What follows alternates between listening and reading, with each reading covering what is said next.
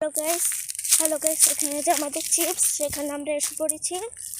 এই দেখো, আর আজকে আমি এটা বলবো যে এই জায়গাটা কোনখানে আর আমাদের বাড়ি কোথায়। দেখো, কাল তো এতটুকু অবধি ছড়িয়ে ছিটিয়ে রয়েছিল, আজ এতটুকু, কারণ গাড়ি দিয়ে নিয়ে গিয়ে আমাদের বাড়ির এখানে দিয়ে আসছে আর এখান থেকে কাপড় সরিয়ে ফেলেছে।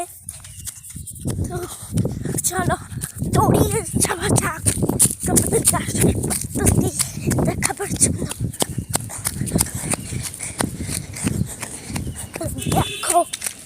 দেখো এখানে তো একটা পুকুর আছে, এখান দিয়ে কত সুন্দর একটি রাস্তা।